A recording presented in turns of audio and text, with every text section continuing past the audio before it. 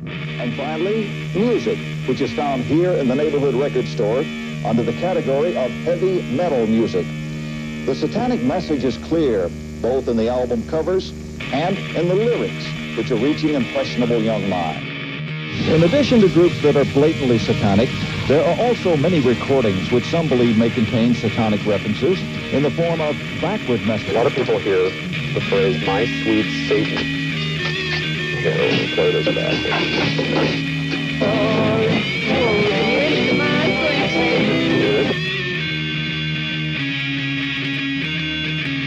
When you get into one of these groups, there's only a couple ways you can get out. One is death, the other is mental institutions. Or third, you can't get out.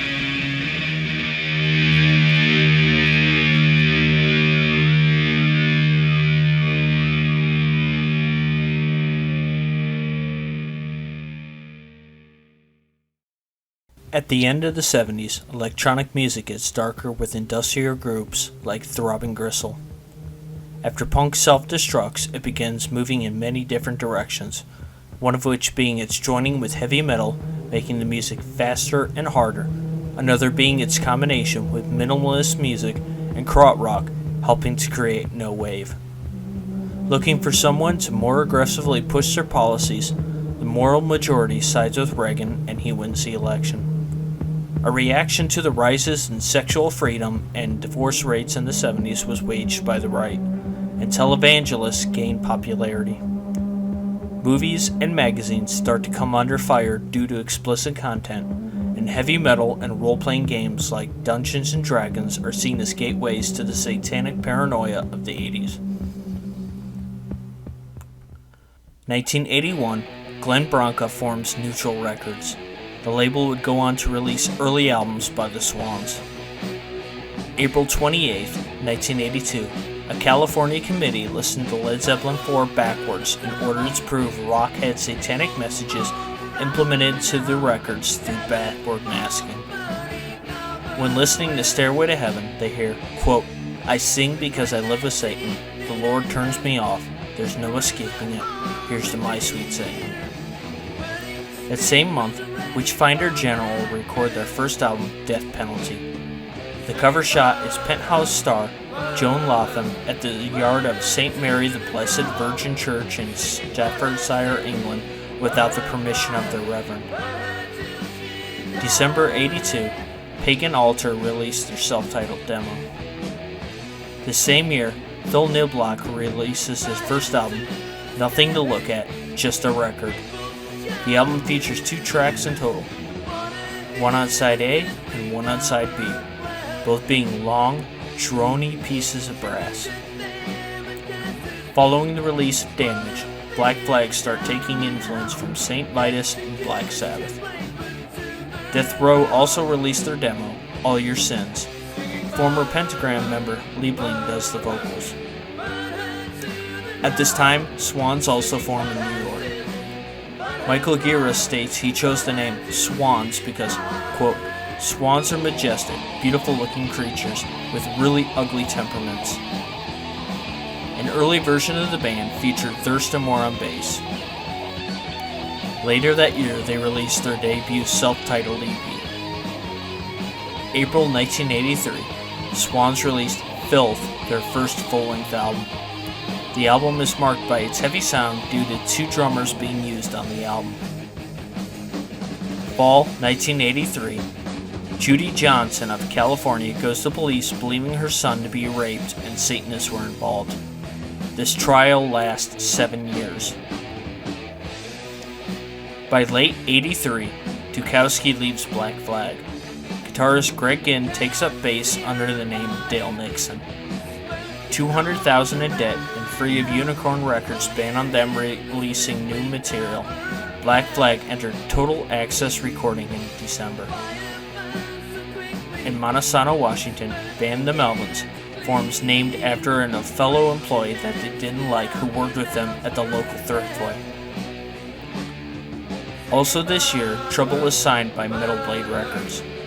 In order to shop the band in a massively satanic metal scene while Trouble's lyrics were very religious, the band is termed white metal.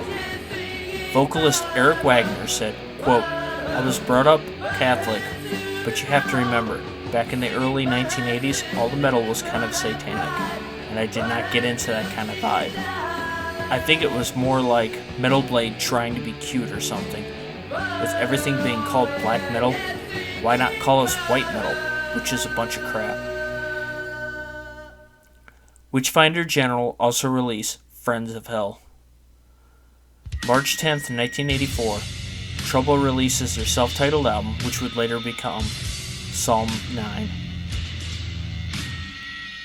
The same month, Black Flag releases My War. Side A contains many of the fast rockers the band was known for, but the B-side shows off their Black Sabbath influence. 3 songs are performed, and each is over 6 minutes long. This incredibly alienates the hardcore punk scene at the time. June 4th, in New York, a local teen leads police to the body of Gary Lawrence. Before fully investigated, the police issue a press release including the words drugs, ritual, cult, and Satanism. Ricky Casso confesses to the crime after being arrested and then kills himself while in prison less than 2 days later. 1984, Dale Crover joins the Melvins.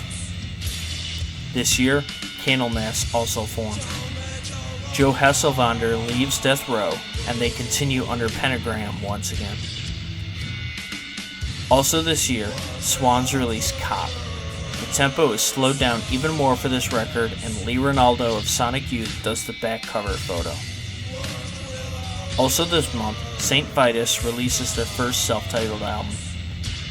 Also this month, Trouble releases their second album, Skull. May 16th, 2020 airs their The Devil Worshippers episode addressing the Casso case, backward messages in rock, and metal's romanticizing of Satan. August 1985, St. Vitus released Hollow's Victim. At this time, Across the River is playing Deserts in California and releasing their demo. Scott Rader is on bass, and Alfredo Hernandez is on drums. 1985, Pentagram releases their first self-titled album. Scott Weinrich also leaves St. Vitus for The Obsessed. February 8th, 1986, the Melvins record 6 songs. February 26th, 1986, Gore played their first show opening for the Swans. The same month, Candlemass record their first album, Epicus Dumicus Metallicus. March 11th, the Melvins release 6 songs. This same month, Gore released their first album, Heart Gore. The album is recorded live with no overdubs. Deep Six is also released at this time, documenting the heavy metal punk hybrid going on in Seattle and featuring music by the Melvins and Soundgarden. June 10th, Epicus Dumicus Metallicus is released. Album sales are poor and they are dropped from the record label Black Dragon Records. They are later picked up by Axis Records. October 1986, at Studio D in Sausalito, California, the Melvins record their first album, Gluey Porch Treatments. Steve Instant Newman was a re-recording of Disinvite, and As It Was is another re-recorded take of Easy As It Was from the 6 Songs album. The same month, St. Vitus releases their third album, Born Too Late. The same year, Swans released their live album, Public Castration is a Good Idea. June 1987, Pentagram released Day of Reckoning. November 9th, 1987, Candlemass released Nightfall. Also this year, Gore releases Mean Man's Dream. Zenigava also released How to Kill. In California, the desert rock scene picks up more when Josh Homme, John Garcia, Brant Bjork, Chris Cockrell formed Katzenhammer. The name is German slang for hangover. January 1988, the Melvins temporarily break up as Dale Crover starts drumming for Nirvana's initial demos. Lucan is kicked out of the band due to the Melvins, quote, being a dry band, and Crover and Osborne go to San Francisco. Around this time, Buzz Osborne becomes involved with Lori Black, Shirley Temple's daughter. She becomes the new bassist for the band. April 20th, I Hate God was formed. October 25th, 1988, Geraldo Rivera airs his special, Devil Worship Exposing Satan's Underground, just in time for Halloween. One of the people interviewed was Ozzy himself. When asked about the connection to youth crime and metal, Ozzy replied, quote, "All I do is make music. I don't sit down to purposely freak everybody out. When I was young and writing music, my world was dark and dingy." Halloween 1988, Soundgarden released their first album, Ultra Mega OK, through SST Records. The production was not what the band wanted. Cornell said, quote, "Material-wise, we went through the process that we always do, but the producer wasn't used to the sound we wanted and didn't know what was happening in Seattle." On the album are 3 tracks sandwiched together: 665, Beyond the Wheel, 667. 665 and 667 were recorded as social commentary to the Satan theme in rock at the time. If 666 was ultimate evil, was 667 more evil? Was 665 less evil? Also at the time, Soundgarden releases the Flower video, and MTV's 120 Minutes begins playing it, giving Seattle more attention. Japanese band Absolute Null Punked, featuring KK Null of Zenigaba, also released Kill Sonic Action. May 1989, the Melvins record Ozma. The title is taken from character Princess Ozma from the Oz book series. In the series, Ozma discontinues money and fights so Oz's citizens receive equal amounts of land. June 11th, Jerry Falwell announces the moral majority would shut its doors. This follows financial and sex scandals from televangelists and Pat Robertson failing to receive Republican nomination. The same year, Katzenjammer changed their name to Sons of Chaos and record their self-titled demo. The band is named after a character in Dungeons & Dragons book Fiend Folio. I Hate God also released their demo, Garden Dwarf Woman Driver, and Monster Magnet release Forget About Life, I'm High on Dope, and We're Stoned, What Are You Gonna Do About It? April 19th, 1990, Sons of Chaos is released.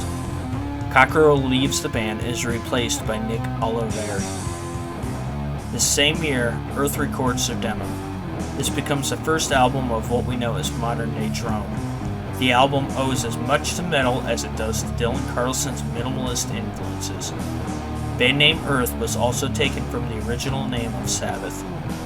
After nearly 40 years, minimalism, after having meshed with punk and metal, had created the perfect medium, and drone metal comes into its own.